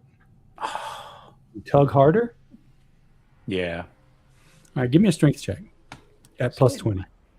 Okay. So it's shift plus Yeah, shift click should do it. On today's episode of How Are We About to Be Horrifically Traumatized? Oh yeah. So you pull on this thing, and it definitely comes off, but there's this sickening tearing sound as like the whole looks like a red velour covering inside the thing. It just like rips up blood, like you're scalping a cow or something like that. God. It's just huge everywhere. Give me another sanity check versus violence if you're not inured to that. 0/1d4 as you like scalp this poor little thing, which lets out this horrible whine and sort of like slumps and falls into itself. And then the whine goes away and the blood stops flowing as though it has died. Critical. What did you do? But does he have something solid in his hand? It feels like he could. I mean, as solid as a wart dangling off of sort of a bit of leather would be. Is there any there's glass on the ground, right? There is glass, yeah, from where you shattered the. He's gonna try to pick up like a shard to use as just like a blade or something. All right, Gaucher. Follow my lead. Oh, Christ. Okay. All right. They're going to like motion for him to like elbow through the thing, and someone's like, "What was that noise?" And orderly, and then the door starts to open. Housekeeping. Housekeeping. Is there? Did any of the glass get next to Gaucher? You could take a couple steps and get a piece. They're going to grab a piece and make a cut on their own arm, and just as fast as they can, try and get in front of the bookshelf to be the first one spotted.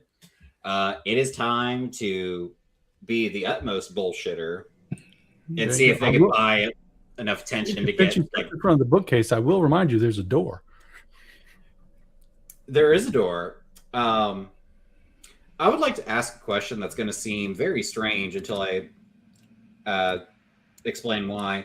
How many encyclopedias are on this shelf? By that, do you mean a set of encyclopedic volumes or separate sets of encyclopedia? Because technically, an encyclopedia is one set of books. Any and all. Because a certain play back at the house before years ago turns out does mention Mr. Wilde being discussed by an encyclopedia salesman, and that is a horrifying thought to have, that some dots are starting to connect where they shouldn't. All right. Well, then, yes, there is a set of the Encyclopedia Britannica on one shelf. And there's another set of the Encyclopedia Tartessia. Grab the Tartessia and just flip it open to make it look like I'm reading it. Because all right, yeah. So you grab volume W of the Encyclopedia Tartessia and start. So you're standing there reading a book. Gourmet is holding a bloody piece of leather, and the door opens, and a nurse pokes her head in and says, "Oh dear, oh, hello. Security!" Oh, you're muted. And he rushes her, swinging the glass. Okay. That was... and honestly, that seems like a great cliffhanger to end on. That was not what I was expecting to happen. Shit. You know how you're looking for like callbacks to like try to try all the pieces together? Yeah. I was just, while you guys were having your little adventure, reading through my notes, and remember back whenever Gribi we first got into the apartment and she was listening to the phone or that radio set thing or whatever, trying to make sense. One of the first words I wrote down that she heard was Exeter. Yep. And this is how a game deals psychic damage to its players, everyone. Yeah. Tell you, this Detweiler guy, he wrote quite the adventure. He read a little bit too much, I think, Lovecraftian. Well, yeah. So thank you, Mr. Detweiler. Yeah, thank you. Thank you. And thank you, Mr. Q. That was a lot of fun. Yeah. Well, thank you guys for rolling with all the punches. Yeah. Ugh. Keeping things interesting. And apologies to our viewers for that little bit of body horror. I hope it wasn't too grotesque. Apologies to me. You can handle it. That's a little trauma between siblings. Come on now. Anyway. Yeah. All right. So let's see what we got going. Announcements. Well, Vampire tomorrow. Tomorrow, Vampire. And Sunday, somebody has something going on. Goblins! Goblins in the car. No horror whatsoever. Yep. No. Well, we are not back for Delta Green until the 26th. Oh, are we off for a bit? Okay. We are. I am away next week, and we'll be back the next week then. All right. Sounds good. See you guys in 2 weeks. Thank you for joining us. Yep. Thank you, everybody. And Bye. we'll see you next week, or see you sometime. How's that sound? Yeah. See ya. Okay. Good night, The everybody. doctor will see you now. Bye.